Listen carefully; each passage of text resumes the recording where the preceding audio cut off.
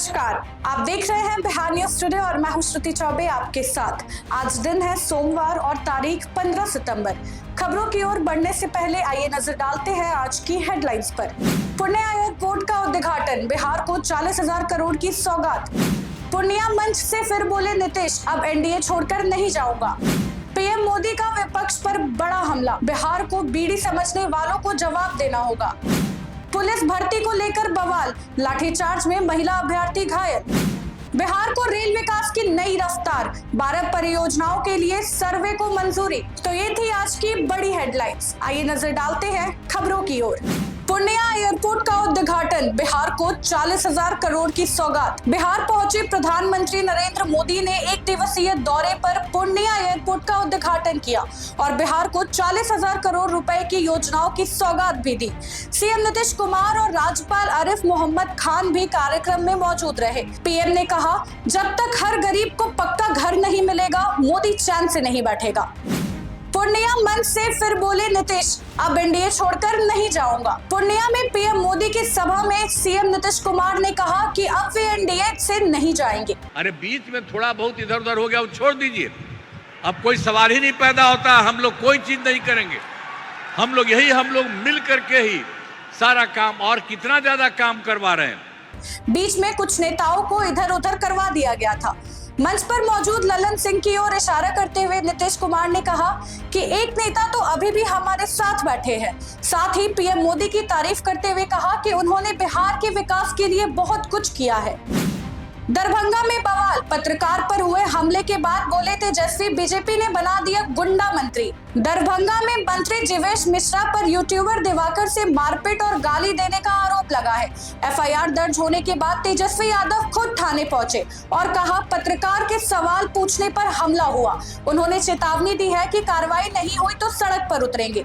तेजस्वी ने आरोप लगाया कि सरकार मंत्री को बचाने की कोशिश कर रही है। प्रेस कॉन्फ्रेंस में उन्होंने विवाद का वीडियो भी शेयर किया। तेजस्वी ने इसे बीजेपी जेडीयू का गुंडा राज बताया। वहीं मंत्री ने आरोपों को पूरी तरह बेबुनियाद बता दिया। बिहार चुनाव, सीट बंटवारे पर माले की बड़ी मांग। भाकपा माले ने आरजेडी और कांग्रेस से सीटें कम करने की मांग की है। 2020 में आरजेडी 144 और कांग्रेस 70 सीटों पर लड़ी थी, पर इस बार माले आरजेडी को 123 और कांग्रेस को 55 सीटों पर सीमित करना चाहती है। माले का तर्क है कि उसका स्ट्राइक रेट बेहतर हो, इसलिए उसे 40 सीटों की मांग की है। नई पार्टियों के जुड़ने से महागठबंधन में सीट शेयरिंग मुश्किल हो गई है। बिहार में एसआईआर पर सुप्रीम कोर्ट की सख्ती। सुप्रीम कोर्ट ने बिहार के वोटर वेरिफिकेशन पर सुनवाई हुई। कोर्ट ने कहा कि अगर चुनाव आयोग की प्रक्रिया में गड़बड़ी मिल रही है तो उसे पूरी प्रकार से रद्द कर सकती है।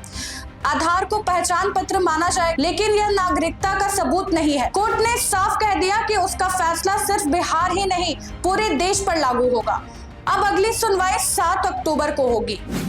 पीएम मोदी का विपक्ष पर बड़ा हमला, बिहार को बीड़ी समझने वालों को जवाब देना होगा। पूर्णिया में एयरपोर्ट उद्घाटन के मौके पर पीएम मोदी ने कांग्रेस और आरजेडी पर तीखा हमला बोला।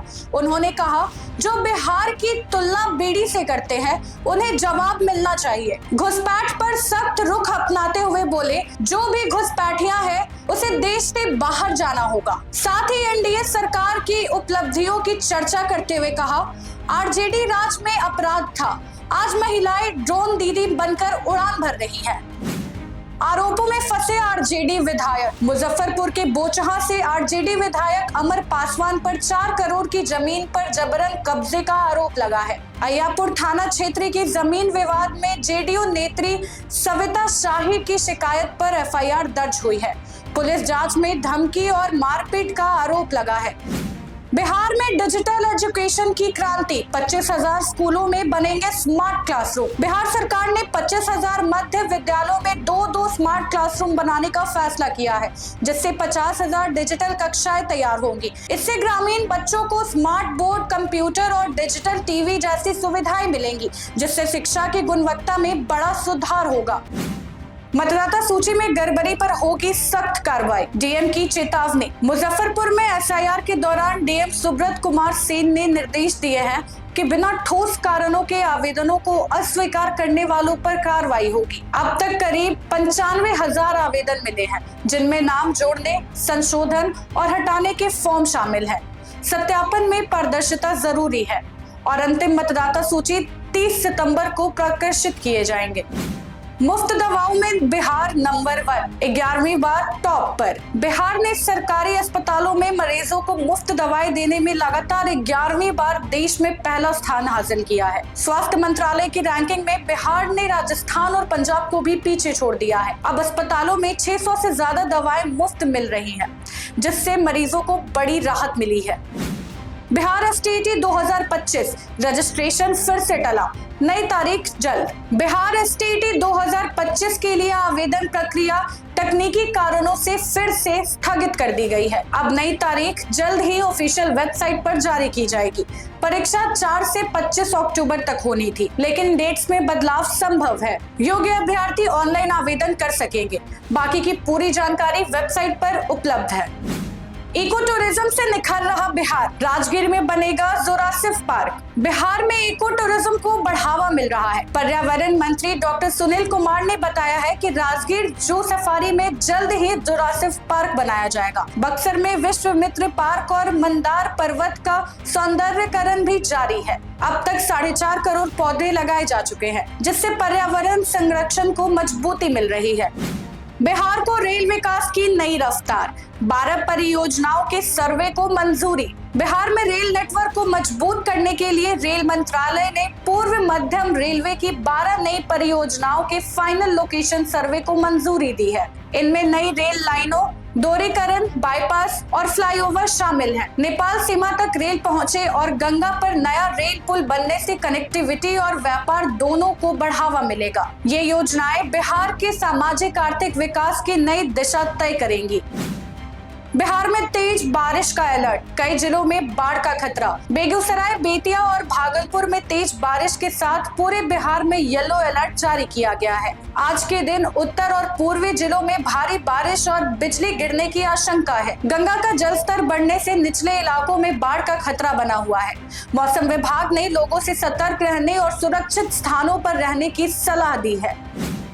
पुलिस भर्ती को लेकर बवाल, लाठीचार्ज में महिला अभ्यर्थी घायल। पटना में दरोगा और सिपाही भर्ती की मांग को लेकर प्रदर्शन कर रहे अभ्यर्थियों पर पुलिस ने लाठीचार्ज किया, जिसमें एक महिला का पैर टूट गया। अभ्यर्थी तिरंगा लेकर सीएम हाउस की तरफ बढ़ रहे थे, लेकिन बैरिकेडिंग तोड़ने पर पुलिस ने उन्हें रोका और पीटा।